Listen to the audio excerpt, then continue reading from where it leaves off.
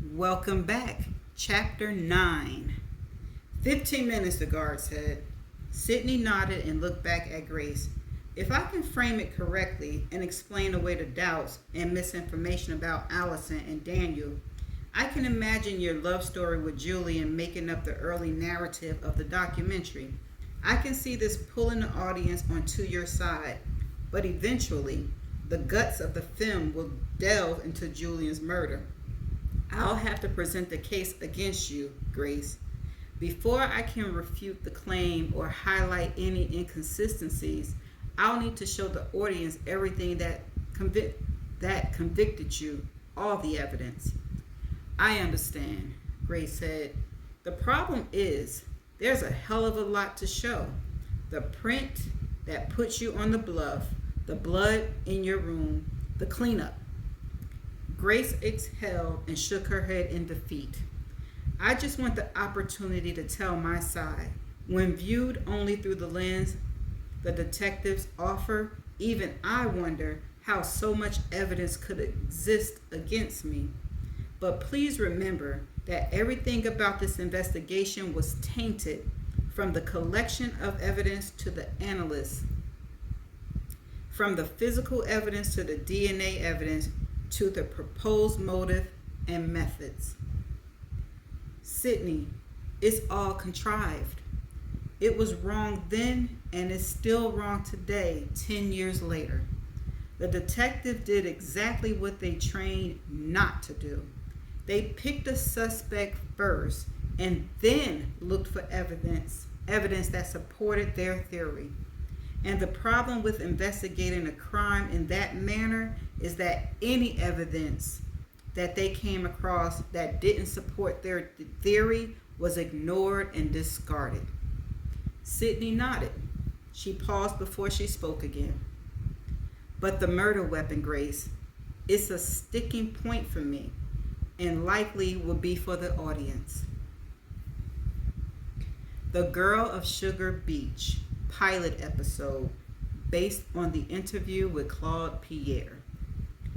Pierre placed Grace under arrest. Two officers led her, handcuffed behind her back, through the atrium and placed her in the back of the police car. Pierre headed with another officer in the opposite direction, through the lobby and towards Sugar Beach. He walked past the pool where vacationers elbowed themselves up on deck chairs at the sight of Inspector Pierre and the officer hurrying by. Pierre stepped onto the soft sand of Sugar Beach and made his way past an opening restaurant. Past the open dining restaurant where breakfast was being enjoyed amid a Capone. I'm gonna highlight that because I don't know how to pronounce that. I don't even know what that is. Hold on. Okay, of chiming plates and silverware. Those on holiday seemed oblivious to the fact that a guest had washed up on shore 2 days before. We roped it off as soon as we found it, sir, the officer said as they walked. Pierre followed the officer down the beach until they reached the water sport hut.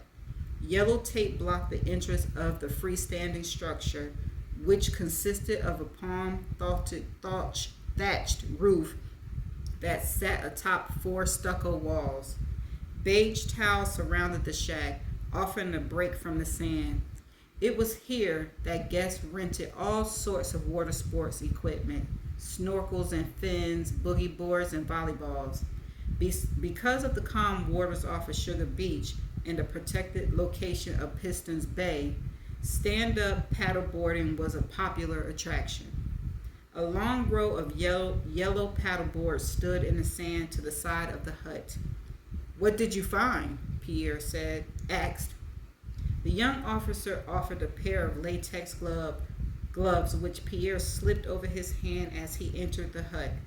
The beige towel led him inside, and the interior of the shack was as meticulously maintained as the rest of the resort. Snorkel masks and scuba gear hung neatly from the walls. Fins and vests, wetsuits, and regulators. Scuba tanks stood in organized fashions along an adjacent wall. "Here, sir," the officer said as they walked to the back wall, which was covered with kayaks and paddleboard oars. The officer pointed a flashlight into the back corner of the hut. A long wooden oar stood haphazardly in the corner, resting sidelong with the handle on the tile floor and the blade wedged into the corner. It looked out of place because it was not hanging with the rest of the oars. When I took a closer look, I noticed this, the officer said as he placed the beam of the flashlight close to the paddle. Pierre leaned down. Without taking his eyes off the paddle, he waved his index finger at the officer and took the flashlight, placing it inches from the wooden blade. He ran the light down the shaft, then back up. "Has anyone touched this oar?" "No, sir. The activities hut has been vacant since Thursday morning when the beach was cordoned off. As soon as I noticed the paddle, I roped off the hut and put a call into you." "Well done.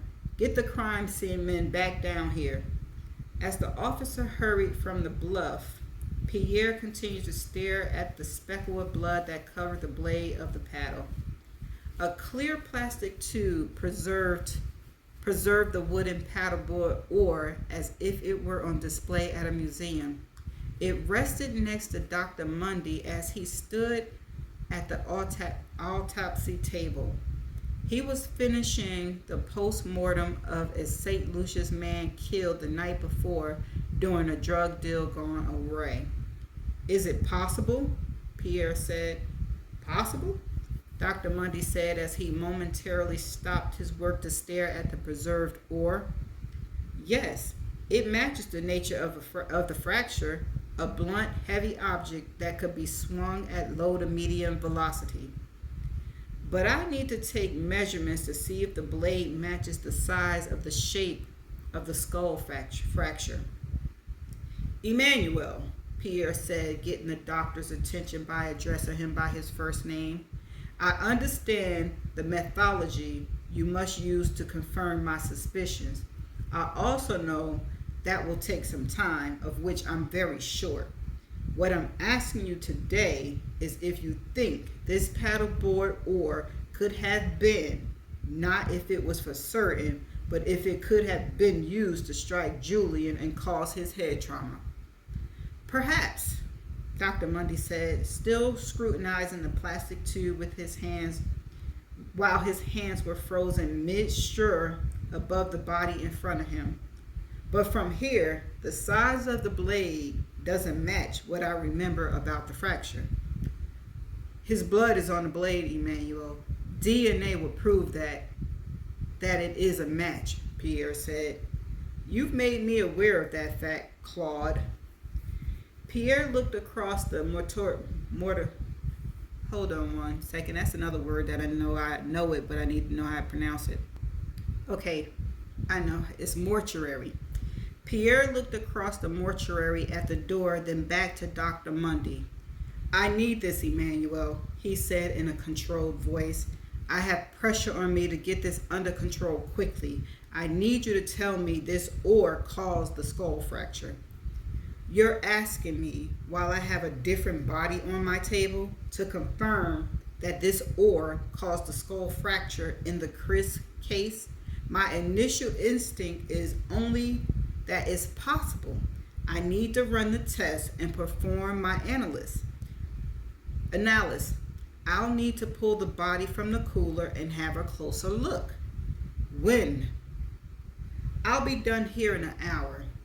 Pierre nodded, rested his hands on top of the plastic tube. "I'll wait." Okay, that's the end of chapter 9. All right. First of all, if she killed him, right, why would she put the murder weapon back where, yeah, but if somebody's framing her, they would put it somewhere where somebody might see it. And how did the officer know to look in there? Did I miss a clue or no? I don't know if I missed a clue.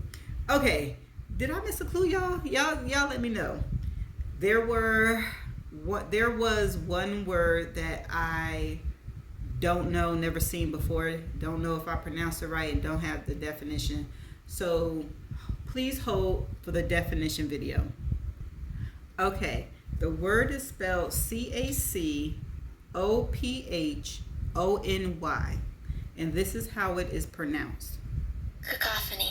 Oh no, I know I didn't say that right. Cacophony. Cacophony. Cacophony. It's a noun, a harsh, discordant mixture of sounds.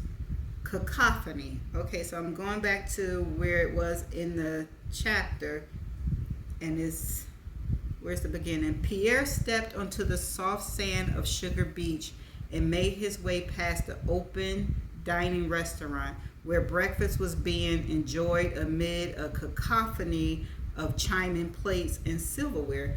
It makes sense now. So that's the end of the chapter, and I gave my thoughts, which is still swirling, and feel free to let me know what y'all think and where y'all at with this chapter or what's going on so far. All right, I shall see you in the next chapter. Bye.